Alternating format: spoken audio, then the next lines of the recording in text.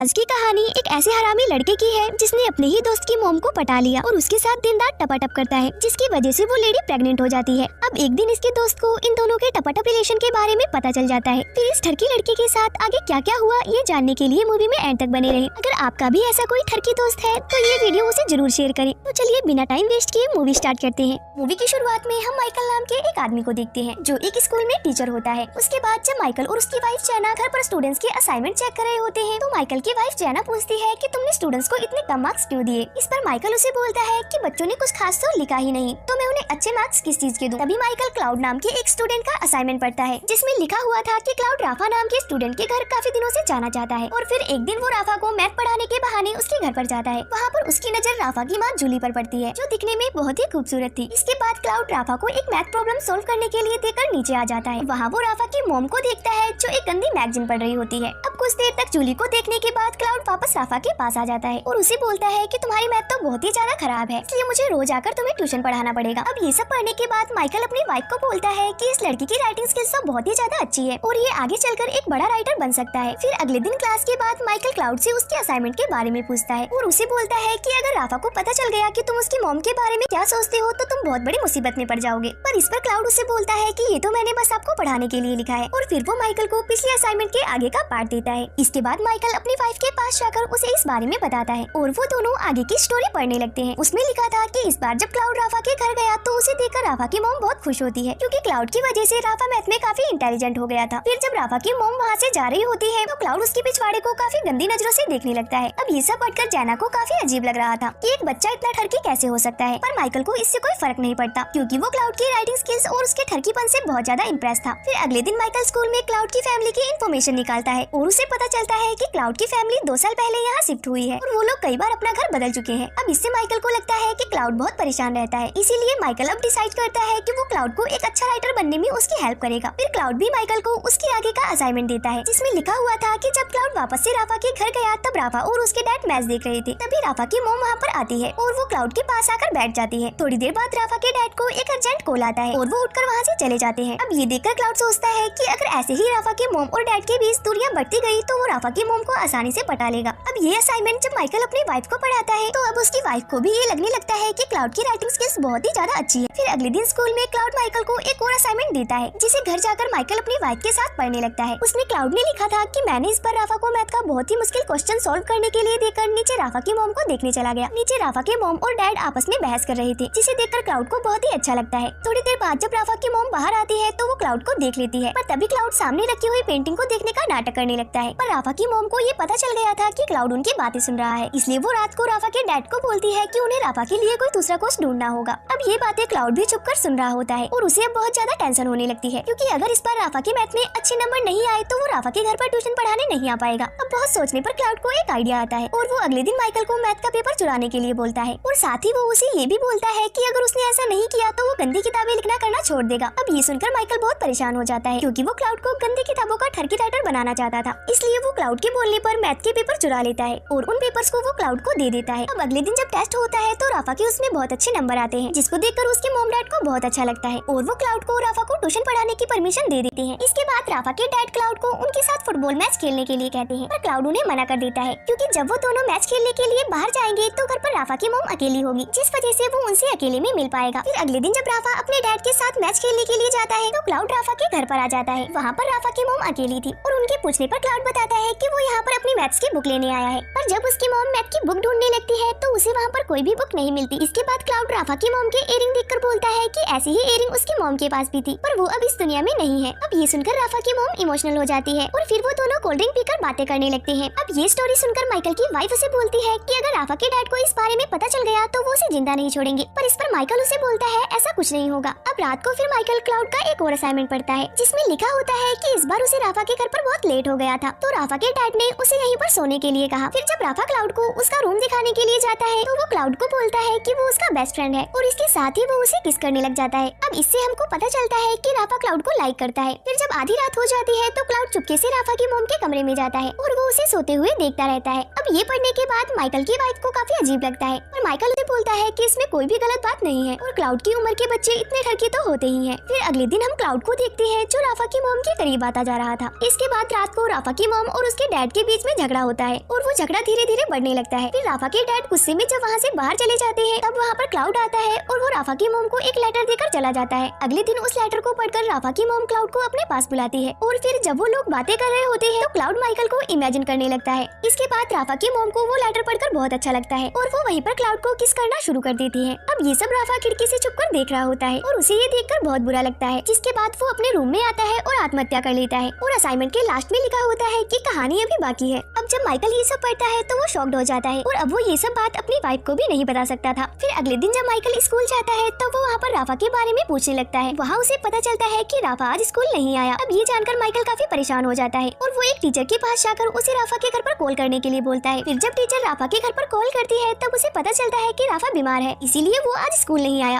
अब ये सुनकर माइकल को थोड़ा अच्छा फील होता है और फिर वो क्लाउड से पूछता है कि आज तुमने असाइनमेंट में झूठ क्यों लिखा। इस पर क्लाउड उसे बताता है कि ऐसा उसने इसलिए किया क्योंकि वो कहानी को थोड़ा इंटरेस्टिंग बनाना चाहता था। अब माइकल को भी ये लगने लगा था कि अगर राफा को ये सब पता चल गया तो वो सच में आत्महत्या कर लेगा, इसलिए वो क्लाउड को ये सब लिखना बंद करने के लिए बोलता है, पर क्लाउड उसे मना कर देता है और वो बोलता है कि अब मैं लिखना बंद नहीं कर सकता। अब ये सब सुनकर माइकल उसे बोलता है कि ठीक है, पर अब से मैं तुम्हारी कोई भी स्टोरी नहीं पढ़ूंगा। अब ये सुनने के बाद क्लाउड अपनी अगली स्टोरी को वही डस्टबिन में फेंक कर चला जाता है, पर तभी माइकल भी अपने आप को रोक नहीं पाता और वो उस स्टोरी को डस्टबिन से निकाल कर पढ़ने लगता है। उसमें लिखा था कि आज राफा के डैड बहुत उदास घर आए थे क्योंकि वो अब अपनी जॉब से बहुत ज्यादा परेशान है। तभी राफा की मॉम वहाँ पर आती है और उन्हें बताती है कि वो प्रेग्नेंट है। ये सुनकर राफा के डैड बहुत खुश हो जाते हैं, पर तभी वहाँ पर राफा आता है और उनको बोलता है कि क्लाउड अब हमारे घर नहीं आएगा और आप लोग मेरे लिए कोई दूसरा कोच ढूंढ ले। ये सब पढ़ने के बाद माइकल क्लाउड के पास जाता है और उसे बोलता है कि अब तुम्हें राफा के घर जाना बंद कर देना चाहिए। इस पर क्लाउड भी मान जाता है और वो माइकल को बोलता है कि अब वो कभी नहीं लिखेगा। फिर क्लाउड माइकल को आगे की कहानी बताता है कि आज उसकी और राफा की लड़ाई हुई थी क्योंकि उसको मेरे और उसकी मॉम के अफेयर के बारे में पता चल गया था। इसके बाद हम देखते हैं कि क्लाउड अपनी कहानी को पूरा करने के लिए राफा की मॉम के पास जाता है, पर राफा की मॉम उसका लिखा हुआ लेटर उसे वापस कर देती है। फिर क्लाउड उन्हें बोलता है कि हम दोनों यहाँ से कहीं दूर जा सकते हैं, पर राफा की मॉम उसे मना कर देती है क्योंकि क्लाउड उम्र में बहुत छोटा था। अब इससे क्लाउड को बहुत बुरा महसूस होता है और वो रोने लगता है। इसके बाद क्लाउड माइकल के घर पर आता है जहाँ पर उसकी वाइफ जैना उसे बताती है कि माइकल अभी घर पर नहीं है। इस पर क्लाउड उसे बोलता है कि मुझे पता है कि वो घर पर नहीं है, इसीलिए ही तो मैं यहाँ पर आया हूँ। इसके बाद हम माइकल को देखते हैं जिसे स्कूल से निकाल दिया जाता है क्योंकि प्रिंसिपल को पता चल गया था कि उसने ही पेपर चुराया है। फिर जब माइकल अपने घर पर आता है तो उसकी वाइफ उसे अगला असाइनमेंट देती है जिससे माइकल को पता चलता है कि क्लाउड यहाँ पर आया था। उस स्टोरी में लिखा था कि क्लाउड जैना को बताता है कि माइकल ने उसे एक बार कहा था कि मेरी बीवी बांझ है, इसीलिए हमारा बच्चा नहीं हो रहा। अब ये सुनकर जैना को बहुत गुस्सा आ जाता है और वो क्लाउड के साथ ही गपागप करने लगती है। अब ये सब पढ़कर माइकल को बहुत गुस्सा आता है और वो जैना के साथ लड़ने लगता है। अब मूवी के लास्ट सीन में हम माइकल और क्लाउड को बात करते हुए देखते हैं। माइकल क्लाउड को बोलता है कि मुझे विश्वास नहीं हो रहा कि जिस लड़के की वजह से मेरी जॉब गई और मेरी बीवी मुझे छोड़कर चली गई, मैं उसी लड़के से बात कर रहा हूँ। अब माइकल की ये बात सुनकर क्लाउड हंसने लगता है और इसी सीन के साथ इस मूवी का एंड हो जाता है।